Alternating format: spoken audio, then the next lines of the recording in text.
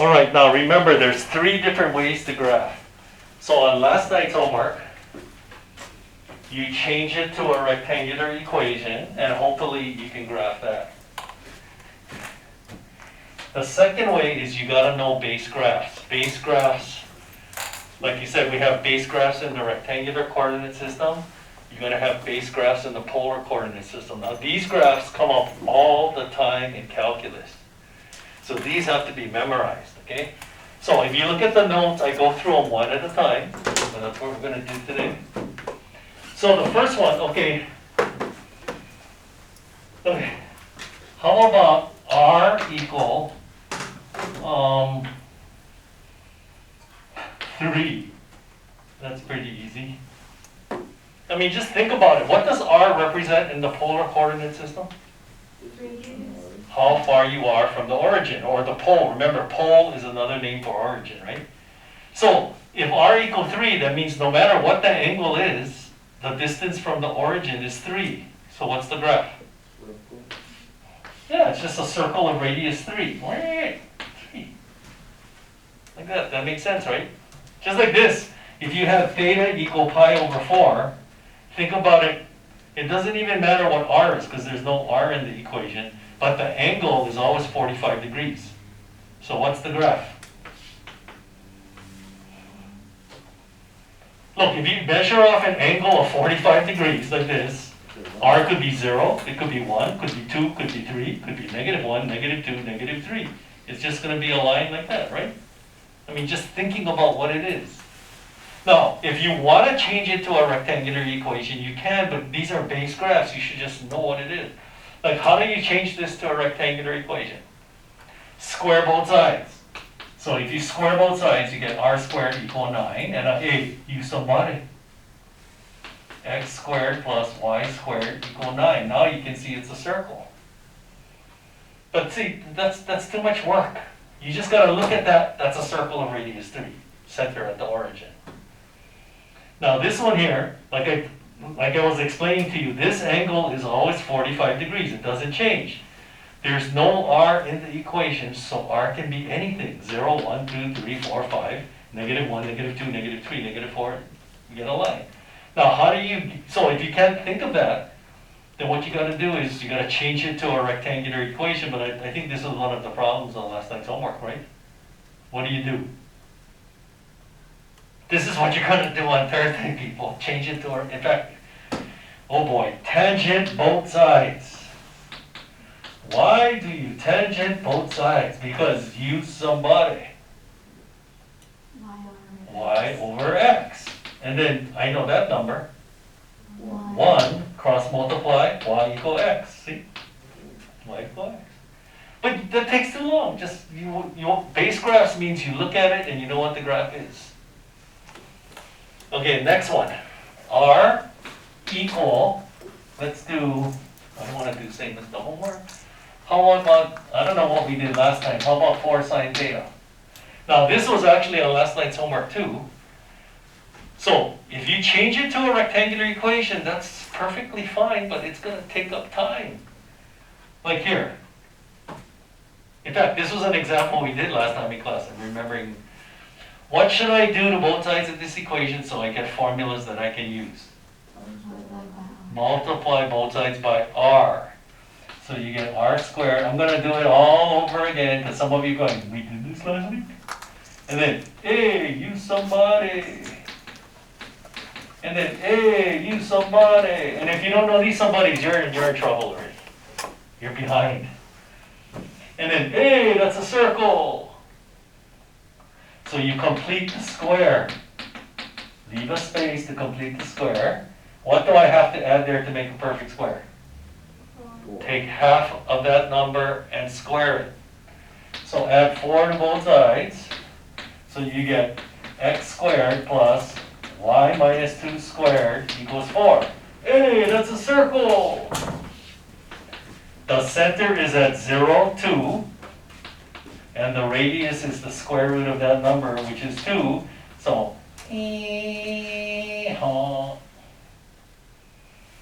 I mean, yeah, that's fine, but next year in calculus, you don't have time to do that. You just gotta look at that and go, hey, that's a circle, that's a base graph. This is in the notes now.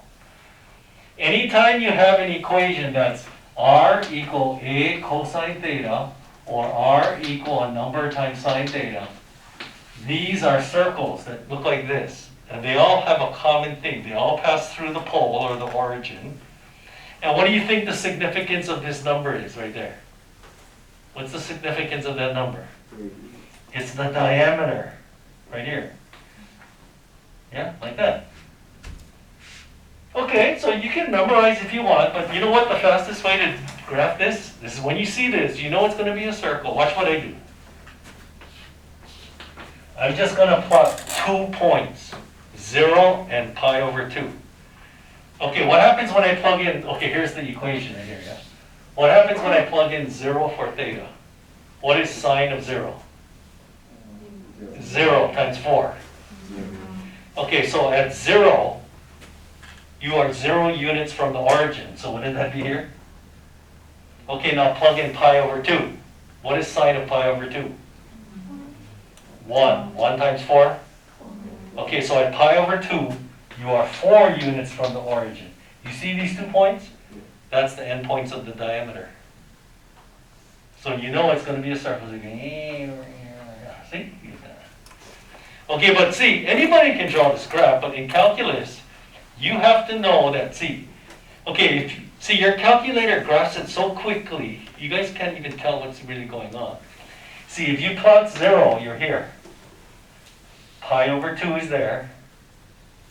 Pi is over here. 3 pi over 2, 2 pi. So you can actually graph this whole circle just from 0 to pi. Because next year in calculus, you're gonna be computing areas of polar curves.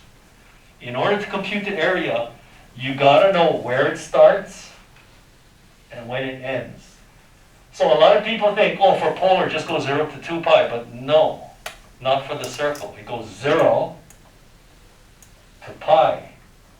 That traces out the whole circle already. So it's not enough to know what the graph looks like. You gotta know how the graph is being formed. Okay, so there, let's just do one more. So r equal, how about negative 5 cosine theta? Does that fit one of these 2 forms here? Yeah, it's a circle. The 5 tells you it's the diameter, but yeah, Mr. Park, I'm not really sure where it is. That's why I told you, plot 2 points. One is at 0, plug in 0. Cosine of 0? 1. 1 times negative 5? So at 0, r is negative 5. So what does that mean?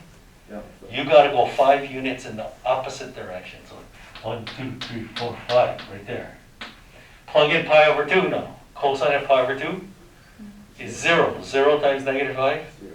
So at pi over 2, you are 0 units from the origin. So the graph goes like this. Oh, does that look like a circle? Good enough. And if you want to memorize things further, look, hey, Mr. Park, when you have a sine circle, it's like either going to be here or here. It's like centered, or it's symmetric about the y-axis. But when you have a cosine circle, the circle is going to be either here or on this side, right? It's going to be symmetric about the x-axis. And the absolute value of that number tells you the diameter. If it was a plus 5, it would be on this side, and the negative 5 is on this side. Like over here, we have positive 4 sine theta that's up here. A negative 4 sine theta would be down there. I mean, there's all these patterns. It's just a matter of how much do you want to memorize. So I'm trying to make it easy for you. I would say, just know it's a circle and plot 2 points, one at 0 and one at pi over 2. For me, that's the easiest thing, but it's up to you. Because some of you guys just want to memorize things. Okay, fine. But you better memorize them correctly.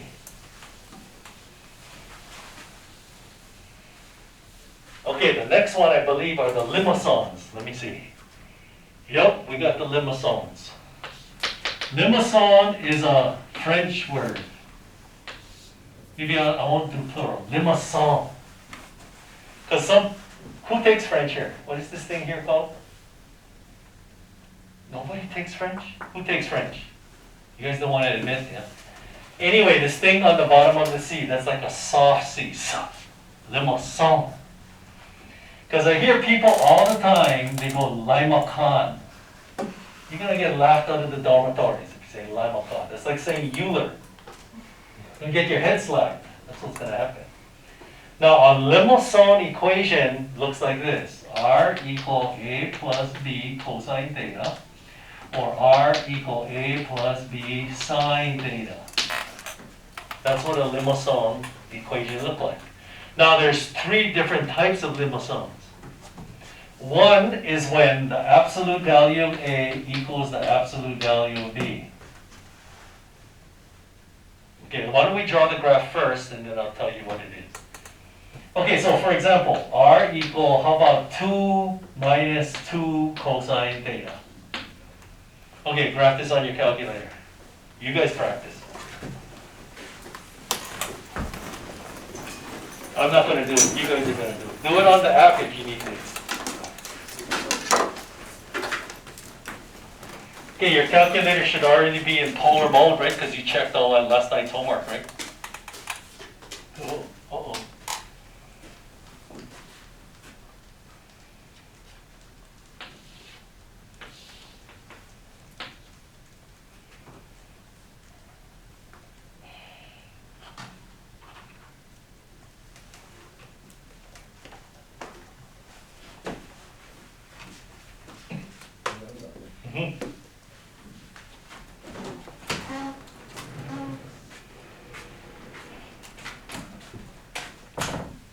Okay, you gotta go be in polar mode. So you gotta go to apps, right there, apps. It's select polar. No. How come? Where's all your apps? Oh, there you go. Now I'll punch it in. Okay, then you gotta change the scaling. Okay. Yeah. Okay, we need better scaling. Okay, that's what it should look like.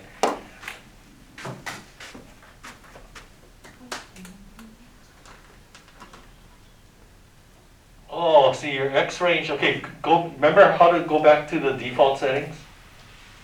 Okay, so go shift clear, shift escape. There, that's the default setting. Oh, the graph is not there. Maybe the thing got erased. Should I look at the function again? Yeah, that's a healthy one. Are you in radiant mode? Okay.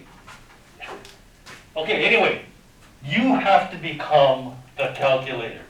So whenever you have a limousin, I mean, you can, like I said again, you can memorize all these things and you can just graph it. But to me, the easiest way is just plot the 4 quadrantal angles. You just plot the 4 quadrantal angles, you'll see the graph already.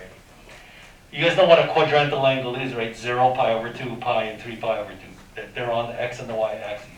Okay, plug in 0 into this. Plug in 0 for theta. Okay, if we gotta plug in quadrantal angles, we're in deep trouble. Cosine of 0.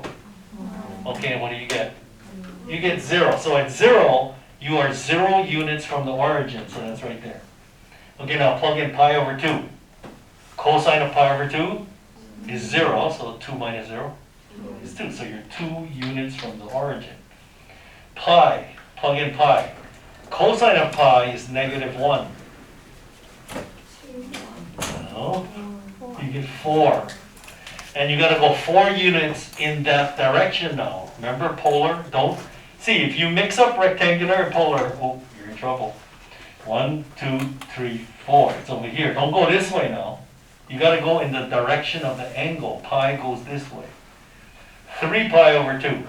Cosine of 3 pi over 2 is 0. 2 minus 0. And you got to go 2 units in the direction of 3 pi over 2.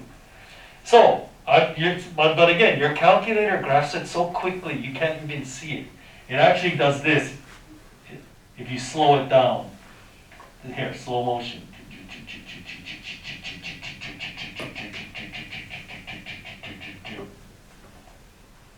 Did you get a graph that looked like that? Anyway, the name of this type of limousin, so when the absolute value of A equals the absolute value of B, you get what we call a cardioid. Can you see why we call it a cardioid? Because it looks like a heart. Cardio, heart, heart.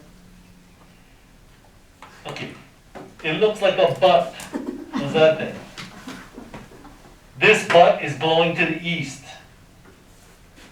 Well, I can understand that one part. What would happen if the absolute value of A is less than the absolute value of B? For example, R equal 1 plus 3 sine theta.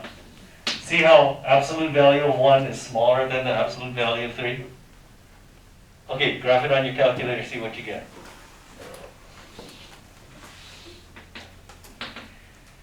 See, this is why you guys changed the scaling on previous graphs and then you press the plot button again, and you don't know what you're going to see.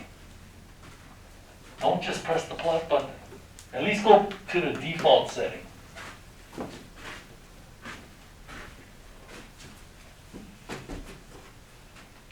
Okay, this is what you should see. It looks kind of like a cardioid, but there's a loop inside. Do you get a loop inside?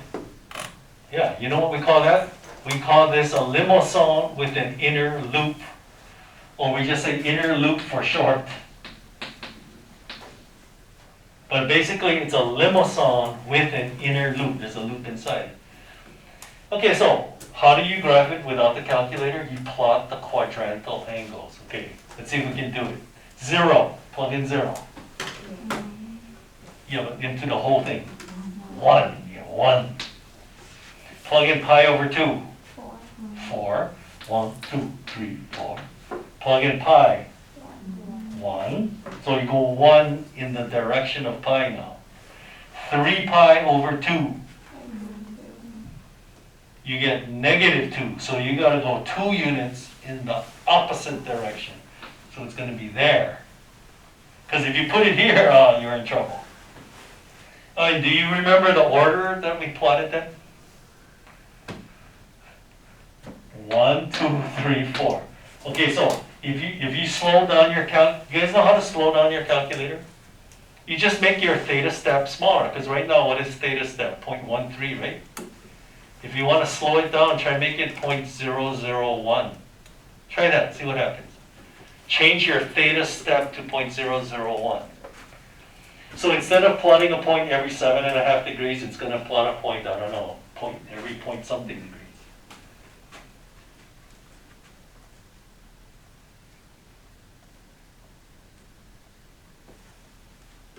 How come you got the same graph? Oh yeah, I was doing that wrong. Oh!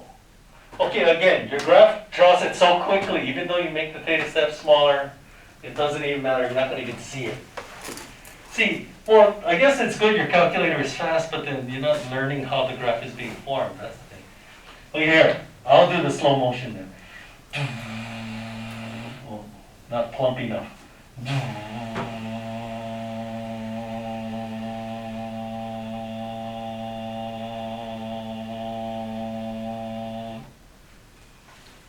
Oh, that's lopsided. It should be more plump on this side. Okay, that's a little better.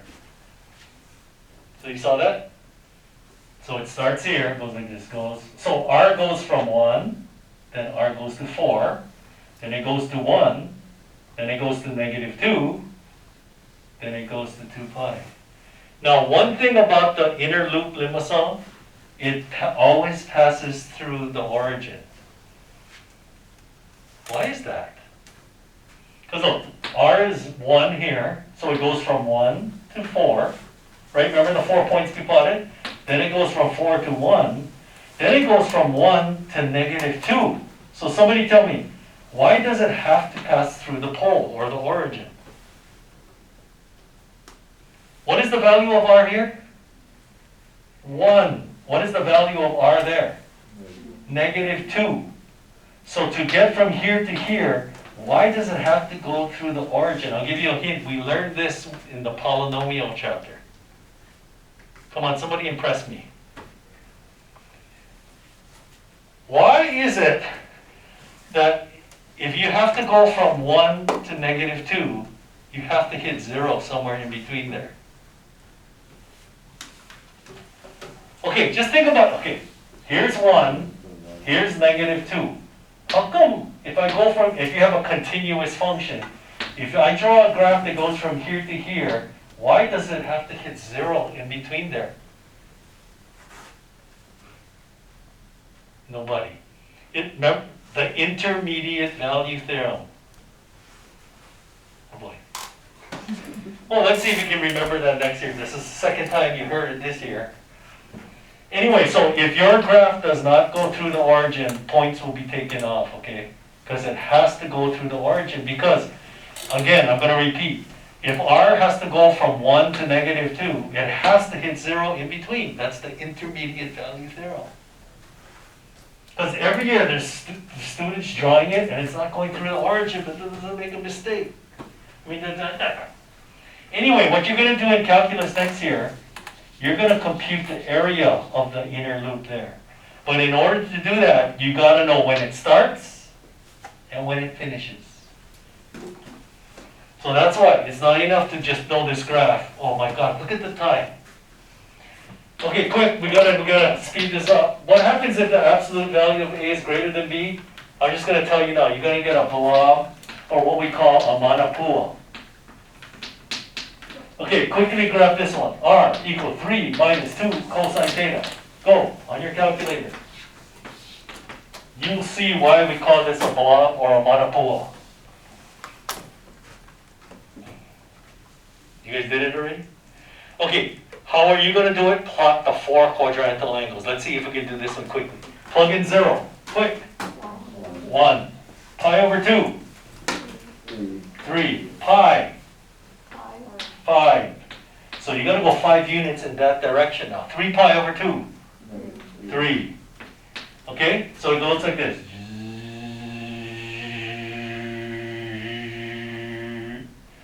So see how it looks like a monopole? Like one side a little bit flat? Because that's when the monopoles touch each other, right? So we pull them up kind of flat on one side. Anyway, so look. When you plot the limosome, you plot the 4 quadrantal angles. The key is this point. If this point is right on the origin, it's going to be a cardioid. If that point is inside it, you're going to get the inner loop. And if that point is like out here, then it's the monopole. So you just look at the placement of the 4 points. That'll tell you what the graph is. You don't have to memorize stuff. But it's up to you. And of course, if you plot the point wrong, and then you don't know what it is. So that's why you got to plot it correctly. Okay, we've got to go over 2 more graphs. These are all base graphs now. You have to just look at it and you just know what it is. Okay, the next ones are called the Rose curves. Woo! Okay, r equal a cosine n theta. R equal a sine n theta. N is an integer greater than 1. So n can be like 2, 3, 4, 5, 6. Okay, example. R equal 3, no. 2 cosine 3 theta. Okay, graph this on your calculator very quickly. I'll set up the problem here.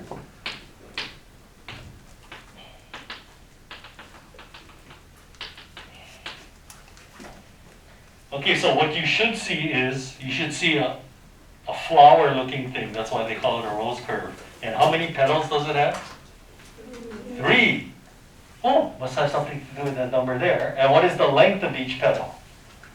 2. Oh, that's the number in the front. Okay, so what you have to know now, and are all the petals equally spaced apart? Yes, they are. Okay, and always be. You're not going to have a rose curve with all 3 petals like that and there's nothing else. They're always going to be equally spaced apart. All right, so how do you figure it out? You got to know where it. So what is 360 divided by 3? Really? 120. Each petal, the tip of each petal is 120 degrees apart. But you got to know where the first one is. So this is where the thinking comes in. What is the biggest cosine ever gets? 1. And when does that occur? Cosine of what will give you 1? 0. So when this thing is equal to 0, when the argument is equal to 0, that's when you're going to have the tip of the first pedal. Because R tells you how far you are from the origin. So the biggest is going to be the tip of the pedal, right? That's as far as you're going to get from the origin. So if 3 theta equals 0, what is theta? Really? Divide by 3. 0. So that means the tip of the first pedal is at 0. And then they're going to be all 120 degrees apart. So the next one is going to be 120 degrees apart. And then 120 degrees apart, like that. They're going to be equally spaced apart. Okay, I can tell mine is lopsided. Okay, so you can actually draw it like this. Oh, Mr. Park, the first pedal is here, the second pedal is there, and the third pedal is there. And don't overlap the pedals. They don't overlap. Okay, that's fine, but that's not actually how your graph drew it. But like I said, your calculator does it so fast you can't see. But this is what, if you slowed it down, this is what you would see.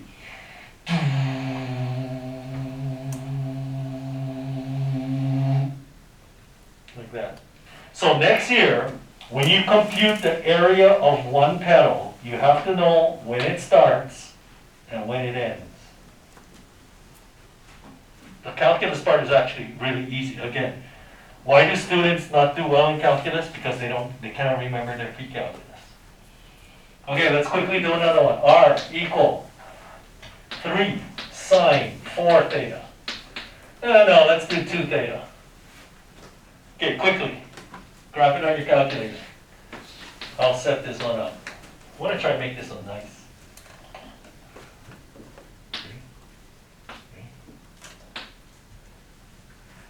Okay, how many pedals did you get?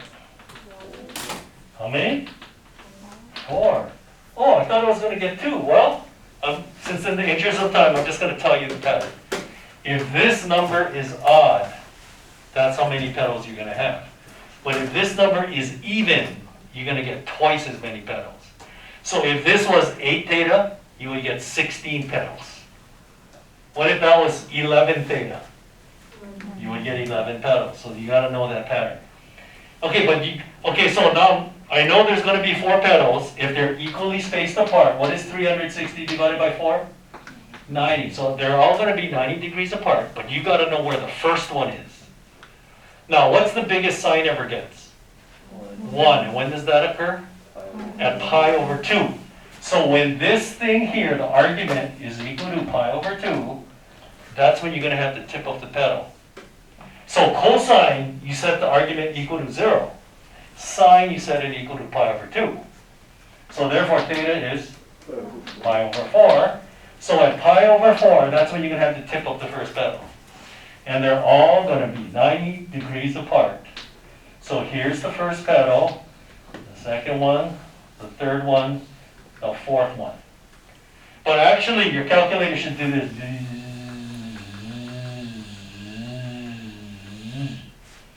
But again, it's too fast, you can't see. Okay, last one. They're called the Leibniz skates. The equation looks like this. It has to have this exact form now. So if you don't have r squared and you don't have 2 theta, it's not a Leibniz skate. Now what a Leibniz skate is, we've only got 2 minutes. A Leibniz skate is a figure 8. That's what it is. That's what a Leibniz skate is. It's a figure 8. Okay, let's do one. R squared, and you know what? I'm not going to even ask you to graph it on your calculator because we're running out of time. Okay, I know it's going to be a figure 8, Mr. Park, but I've got to figure out where the tips of the pedals are because you don't know how it tilts. So you do the same thinking you did with the rose curves. What's the biggest cosine ever gets? 1, and when does that occur? At 0. So if you set this equal to 0, you get theta equals 0. So at 0, you're going to have the tip of the Leibniz skate. So what happens when you plug in 0? What is 2 times 0? Cosine 0, 1. 9 times 1? If r squared equals 9, r is plus or minus 3. So at 0, you're going to have plus or minus 3. There's the Leibniz skate. Now, in order to graph this on your calculator, you would have to solve for r. So you would have to go r equal plus or minus square root of 9 cosine 2 theta. So you would have to graph one with the plus and one with the minus if you're going to do it on your calculator. Okay, let's quickly do a sine one, because the bell's going to ring. R squared equal 4 sine 2 theta. Okay, what's the biggest sine ever gets? 1, and when does that occur? At pi over 2. So when this is equal to pi over 2, that's going to be the tip of the lambda scale. So theta equal pi over 4. Okay, so draw a circle, radius 2, at pi over 4. Plug in pi over 4 quickly. Pi over 2. Sine of pi over 2 is 1. 1 times 4? R squared equal 4. R is plus or minus 2. So the tips of the lambda scales would look like that. Okay, so these are the base graphs you need to succeed in calculus. Do not purge these. You can ask anybody in BC Calculus. You need to know these things. Well, let's see if we can remember.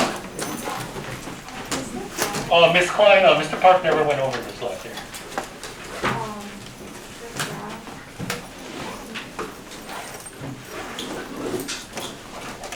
Want to see? Okay.